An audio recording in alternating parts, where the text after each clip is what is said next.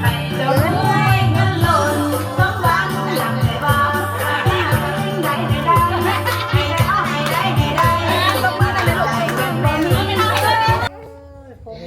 บายดีแมตตี้สะพายบ้านสวนเด้อจ้าสบายดีอลิซาตาตีบเด้อ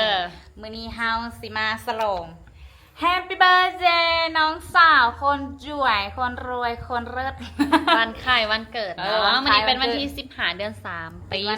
2025อลิซเกิดของพ่อหน่อยเองนี่ไผกะเข้ามาอวยพรเด้อกดโดนงโดเนทเลยโดเนทเขาสิได้นำอยู่บ่แลได้บันกันวันนี้จะกินอย่างเฮยแม่ว่ามีเมนูเลือดแปลงแล้วก็ยำสลัดแล้วก็ยำโต่งเนาะเบาใส่เมนูใส่บะเจ็บขานี่เบิ้งเซฟเฮาหลุดเจ็บขาแล้วบัดนี้สวัสดีค่ะสวัสดีครับ你好谢谢谢谢谢谢谁个谢谁个谢哥不谢เงินก็เสีย谁个谢เสียมันจะเนี่ยเสียอามี่เกาหลีกระจายมากเลยหนู Hello เจมี่เจเราเบี้ยหุ่นมากเจไม่เหอะอะเปาพี่เอาคนกระแสมาแค่ดีเจเหรอแม่นี่คุณยายก็ดีขึ้นมากแล้วสวัสดีคุณยายแข็งแรงมากๆยกโป้หน่อยแข็งแรงแล้วจ้าผมพึ่งมากเลยดิเริ่มบัญชาการได้แล้วค่ะเริ่มสั่งการได้แล้วค่ะสั่งการได้แล้วค่ะนี่อบอุ่นบ้านสวนเขาคือก้าวมื้อนี้นอนบ่นอนจ้านี่เมาให้ยับเลยฉันจะเมาให้ยับเลยไม่ได้คุณพ่อดูดีๆนะเจ๊โอนเงินให้500 เหรียญเฉยไหนว่างอนกันอันตึกตีวิธีงอนนั่นเนี่ยโอ้ยยังจะเครียดเองอุ้ยตาเชอุ้ยมาเป็นเทรนโอ้บัญชีห้องขึ้นกับห้องเลยเนาะป้าไปเบิ่งทางหลังว่ามันเครียดบ่ปั่นมันที่บอก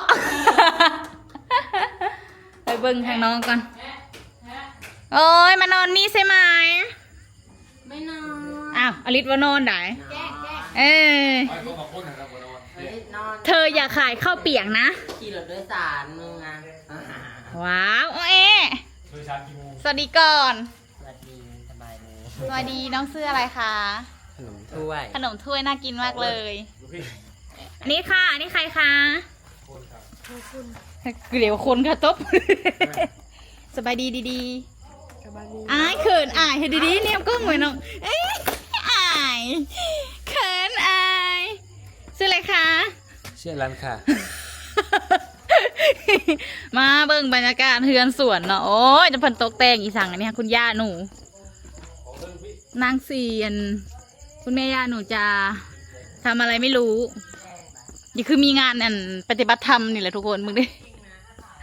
คุณแม่ตกแต่งบ้านสวนอีกแล้วค่ะบรรยากาศบ้านสวนก็สิมีเสียงแมงจิริจินายฮ้องจิ๊ดๆจัดๆเนาะพี่น้องแหม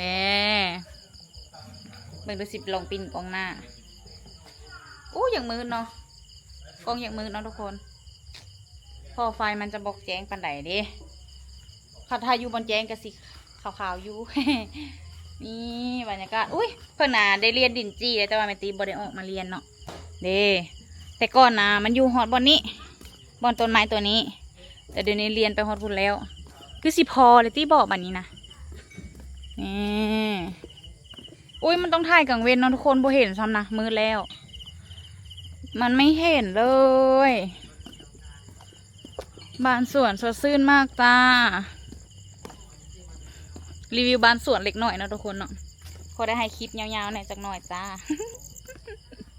รีวิวบ้านสวนให้คลิปยาวว่ะสันเด้คือยังบ่มีบ่ได้เห็ดอย่างบ่ก็จะเบิ่งอะไรข้างหลังเห็ดแหละเขาเกี่ยวมาจนเบิดไปมีทายเห็ดกินเลยโอเคไปเบิ่งงานนมนิ่มกับเข้ามาในนมนิ่มแล้วก็อลิตาจะอยู่ใส่อลิตายังบ่เห็นอลิตาสมายังบ่เห็นเลยยังไม่เห็นใครเลยเงียบเหมือนเดิมเพิ่มเติมคือคนน้อยลง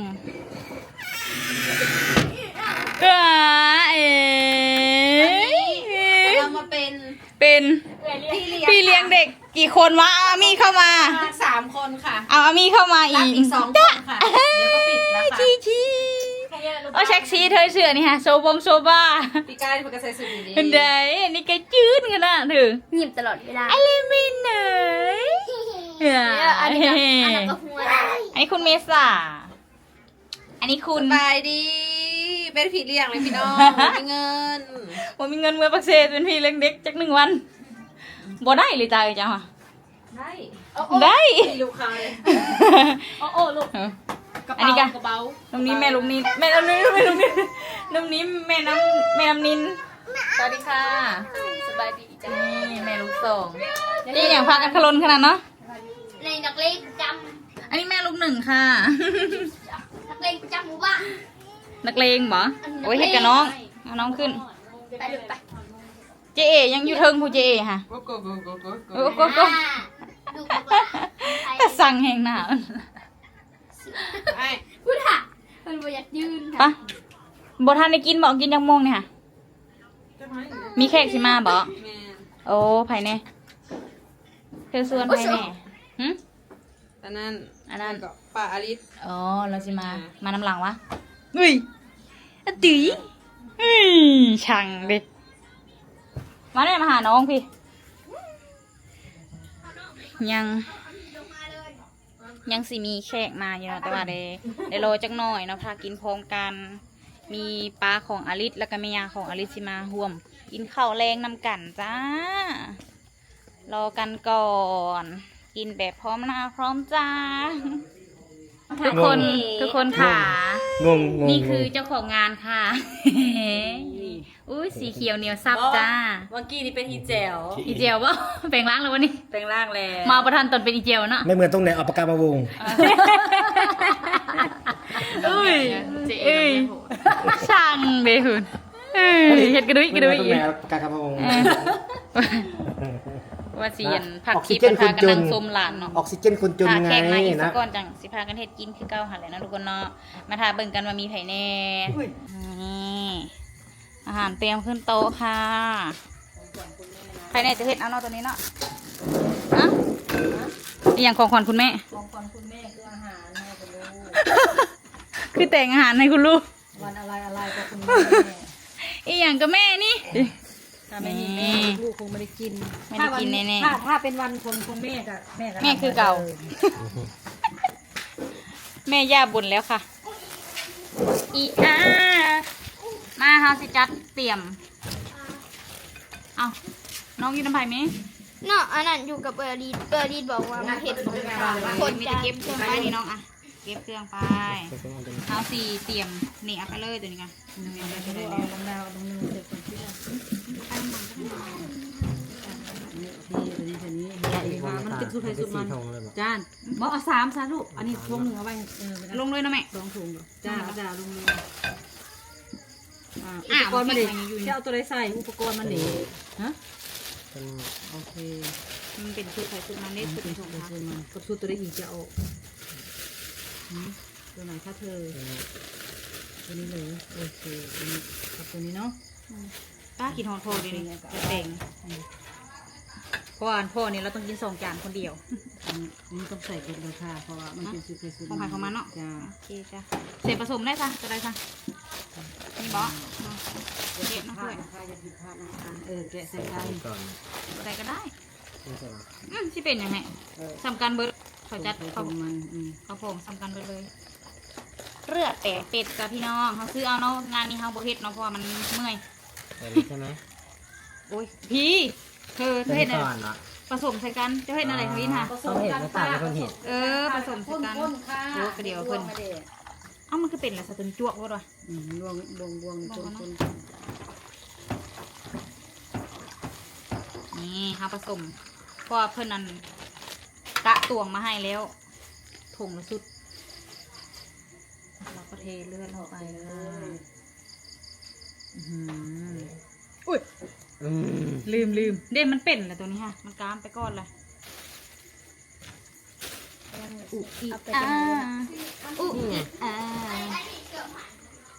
อามีเป็นอย่าง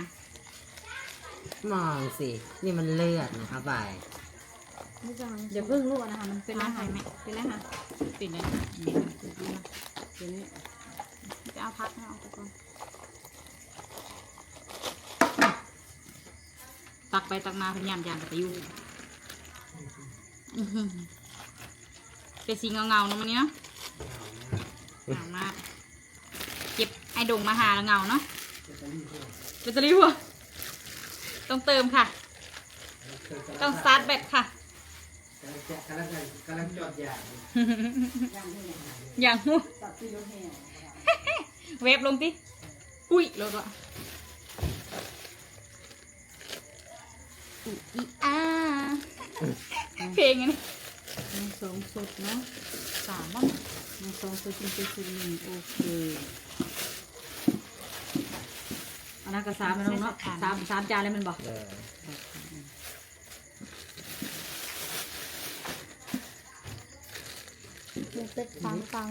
นี่จ้านี่จ้า เอาไปเลยตรงมันกลางเลยไอ้ตรงกลาง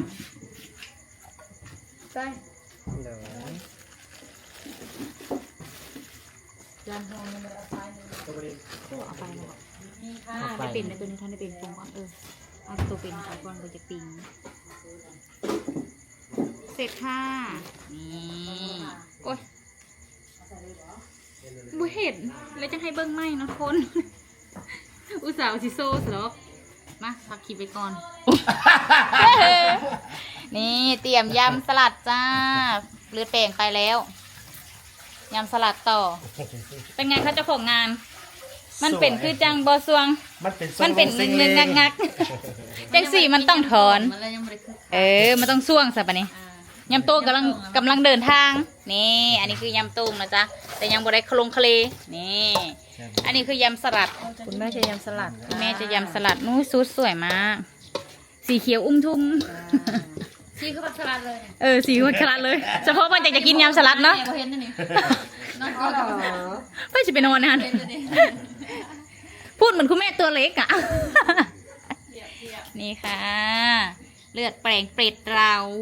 น่ากินมากเห็นเลือดแปลงแล้วคิดฮอดพ่อยังวะ Hello you เราต้องเมา2 จาน เจ้าซื้อยังก่อน ยูหมู่อะไร you เลขาป่องเพชรช่อย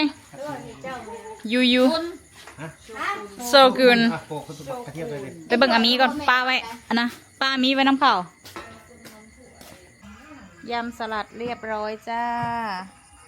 ปิ้งเป็ดเลือดแปลงยำตรูสูตรบับเบิ้ลเซเวอร์ไปไหนแล้ว สูตรประดงถามหา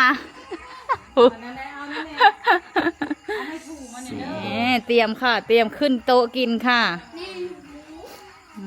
เจ้าภาพเฮาเจ้าภาพสุดใส่เดียว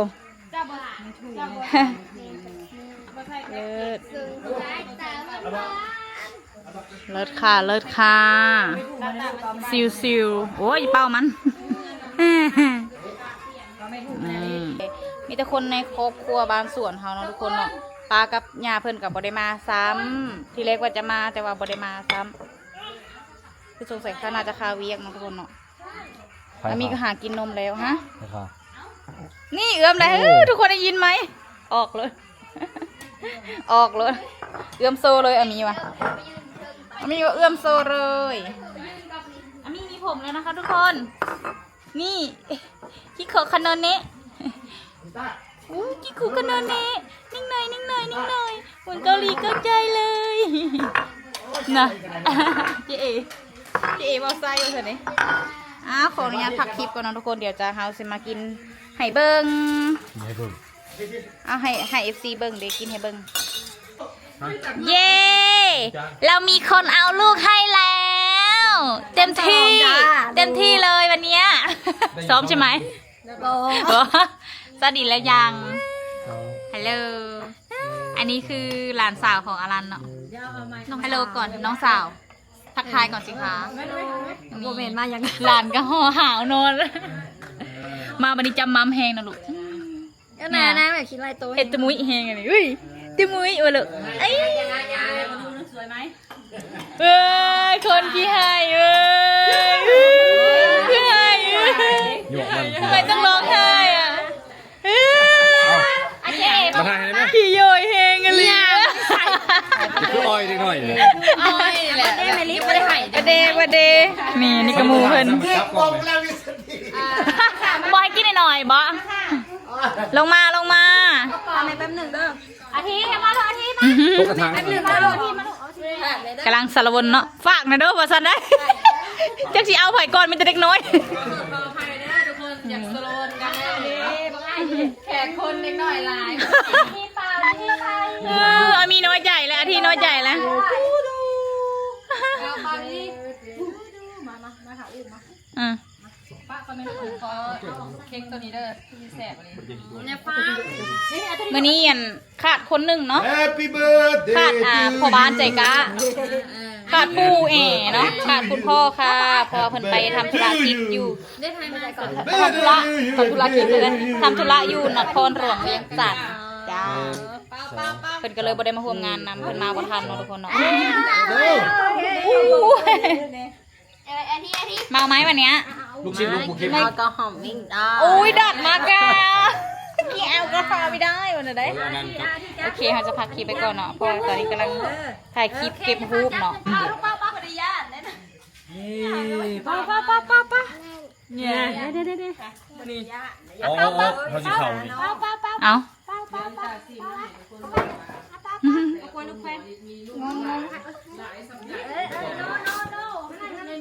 เลิศโหมีแต่ผู้บ่าวบ้านนี้ป้าเท่าผู้บ่าวทั้งหลายโอ้เด็กล้างถ้วยแล้วนะเนี่ย นี่คือเด็กล้างถ้วยประจำบ้านสวนค่ะ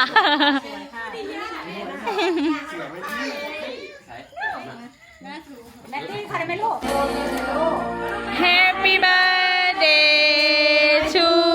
you มาค่ะ มาเป่าเค้กค่ะเร็ว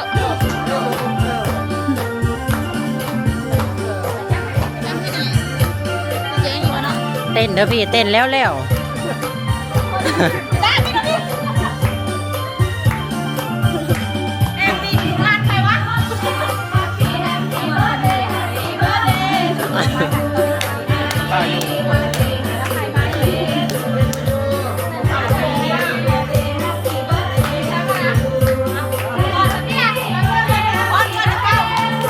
อาไปเอาไปนะลูกแม่เอาไป เต้นก่อนจิ้มเต้าเต้นก่อนจิ้มเต้า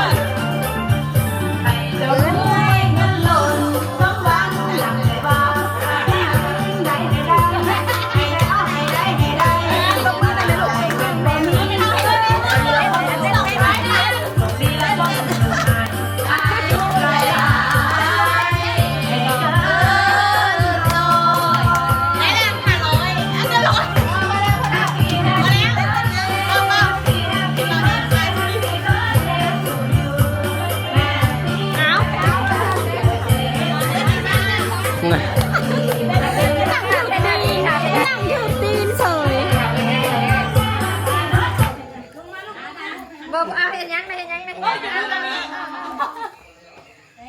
เท่าว่าไทย200 บาทเหรียญเดี๋ยว200 เหรียญเนาะ เหรียญจุดเทนตอนหน่อยเนาะ ไปใส่ลูก ขึ้นได้บ่เนี่ย เท่าดีหลักคน ได้ เท่า ขึ้นเองได้นะ ไอ้ก็จะขึ้นมา นี่โอ้ลืมลูกแล้วนะแก ไอ้มาเอาเงินมาไว้อันนี้ มื้อนี้มันคือวันอะไร วันเด็กปะวะ เป็นลูกครึ่งจ้า อืมวันนี้เป็นวันเด็ก นี่เดี๋ยวเก็บหูเก็บหยั่งแล้วก็สิพากันกินข้าวแรงน้ำกันน้องคนมาสามัคคีคือเก่าจ้าได้เวลากินแล้วค่ะอ้าวหนังหมูห่างหมูแทนนี่น่ะ เงาเข้าไปเลย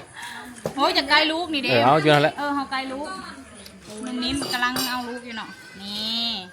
ย่ำตรงปิ้งเป็ดเลือดแปลงย่ำสลัดเห็นหมูอยู่บ่ เห็น ย่ำสลัดปิ้งเป็ดเลือดแปลงย่ำตรง นั่งเลย ตรงนั่งเลยบ่ให้นั่งเลยอยากนั่งใกล้อามี อ้าวมา ขออนุญาตกินข้าวก่อนเด้อทุกคนเดี๋ยวเขานั่งแย่เพราะว่าเอาลูกเอาไก่กูลูกก็ได้โอเคขออนุญาตกินข้าวก่อนนะทุกคนกินข้าวสามัคคีอยู่บ้านสวนคือเก่าหันละนี่ อบอุ่นอบอ้าวอีกแล้วมื้อนี้เนาะทุกคน กำลังพะลนเนาะโอเค